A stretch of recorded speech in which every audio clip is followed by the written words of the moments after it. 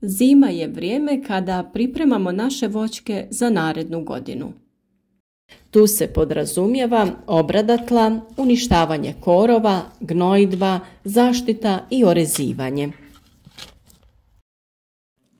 Da bi naše biljke u narednoj godini imale velik broj kvalitetnih plodova, moramo uraditi sve ove radnje. U prvom redu tu je zaštita od bolesti i orezivanje.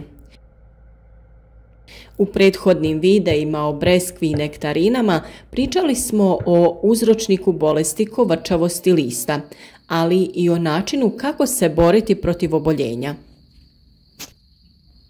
Sada je vrijeme da poduzmemo prvi korak. Ipak, prije nego se posvetimo zaštiti voćki, potrebno je izvršiti orezivanje da bi prorijedili krošnju i smanjili broj grana. Tada će i zaštita biti lakša, ali i rane koje nastaju orezivanjem biti će obuhvaćene tretmanom. Kada je u pitanju orezivanje nektarine i breskve, držati ćemo se uzgojnog oblika vaza gdje uklanjamo grane u unutrašnjosti krošnje, a one koje su usmjerene prema van ostavljamo. Budući da su voćke dosta bujne i ima puno mladih izdanaka, i vanjske izdanke ćemo prorijediti. Na ovaj način oslobađamo prostor u sredini voćke i ostavljamo protok zraka kada se krošnja popuni lisnom masom.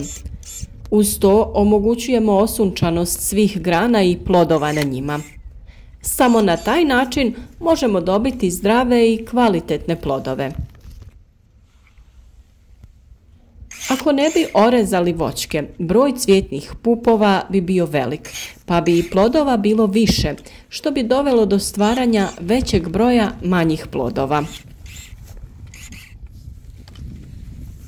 Svakog proljeća voćare, posebice amatere kojima voćarstvo nije primarno zanimanje, muči glavobolja kako se riješiti opake bolesti breskve koja se ogleda u izrazitoj deformaciji lista. Mnogi na okućnicama imaju po par sadnica breskve ili nektarine. Nije rijedak slučaj da vlasnici tih voćki imaju veliki problem sa opakom bolešću lista breskve koja se svake godine javlja u proljeće. Breskva lijepo prolista, zametne plodove, a onda se iznenada pojave neke fleke na listu koje vremenom bujaju. Na listu se stvaraju kao mjehuri, list se smežura i izgleda naboran. Mijenja boju i deformira se u većoj ili manjoj mjeri. Za par dana bolest se proširi na sav list i tada se svi pitaju kako riješiti ovaj problem koji ugrožava naše voćke i njihov urod. Ova bolest svima predstavlja problem u proljeće, te se iznova traži rješenje, iako se zna na koji se način to rješava. Naravno, svi preskaču zimsku zaštitu voća. Svi oni koji imaju veće plantaže breskvi ili drugog voća nemaju ovaj problem, jer na vrijeme se pobrinu i zaštite biljke. No, da bi se borili sa ovom bolesti, moramo znati šta joj je uzrok. Naime, u pitanju je gljivično oboljenje Taphrina deformans. Spore gljivice prezime u kori voćke, na granama i grančicama i ispod pupoljaka. Ova informacija je važna i pomoći će za pravilno uništavanje ovog uzročnika bolesti. Optimalna temperatura za klijanje spora je oko 20 stepeni Celzijusa, s tim da klijavost počinje i na nižim temperaturama. A to su upravo proljetne temperature kakve najviše pogoduju razvoju ove gljivice. Infekcija nastaje u trenutku otvaranja lisnog pupa. Razvoj ove gljivice naglo usporava čim temperature narastu preko 26 stepeni Celzijusa, a prestaje se razvijati na temperaturama višim od 30 stepeni. To je razlog zašto se ova bolest javlja samo u proljeće i nema je kasnije tokom ljeta i toplih dana. Nakon jesenske ili zimske rezidbe voća uvijek uradimo tretman voćaka fungicidom na bazi bakra. Ovi preparati djeluju na gljivice koje se nalaze na kori drveta. Budući da nema lista, zimski period je najbolji za ovaj tretman.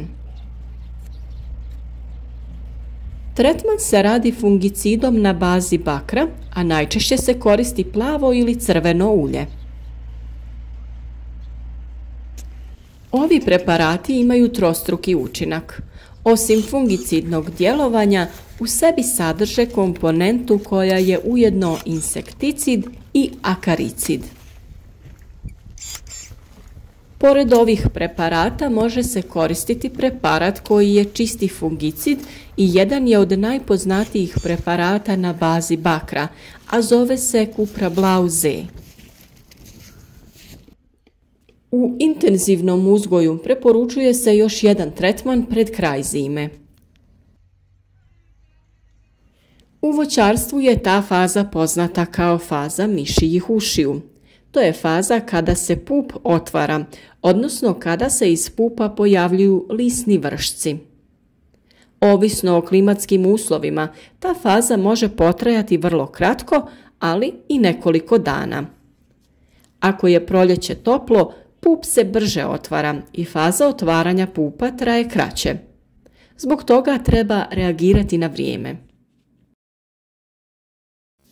Uz ova dva tretmana naše biljke bi trebale biti zaštićene, ali nekada se bolest ipak pojavi. U tom slučaju bolest ne zahvati veći dio lista, već samo manju količinu. Tada je dovoljno ručno ukloniti zaraženo lišće.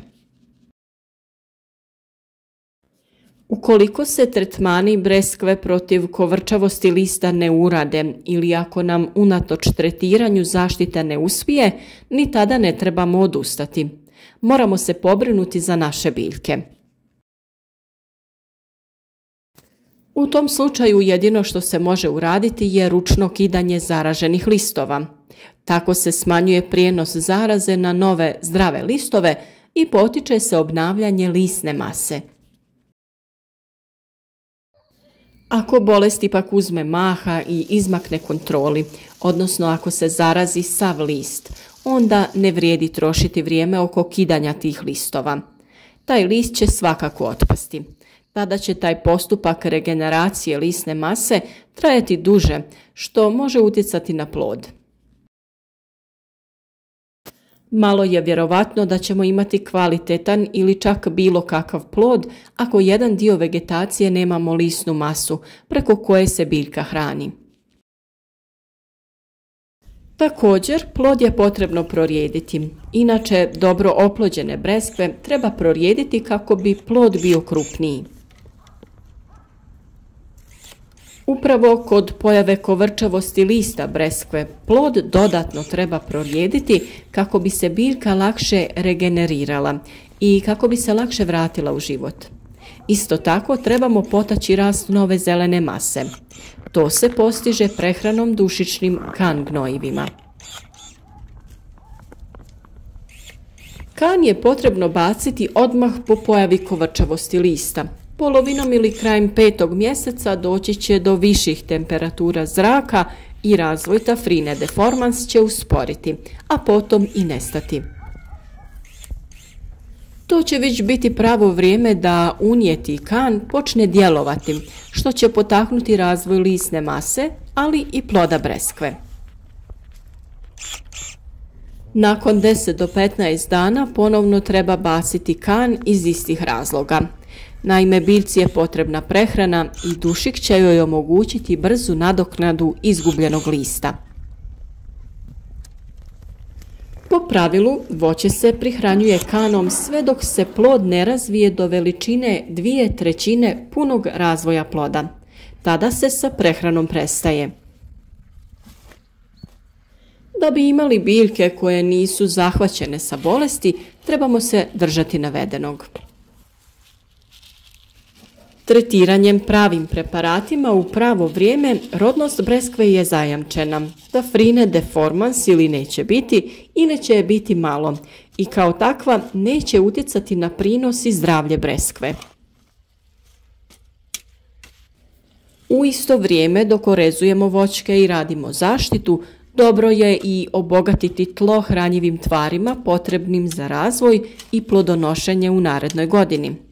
Za tu namjenu koristimo stajsko gnojivo u kombinaciji sa mineralnim hranjivima NPK formulacije 7-20-30, koje sadrži veću količinu fosfora i kalija.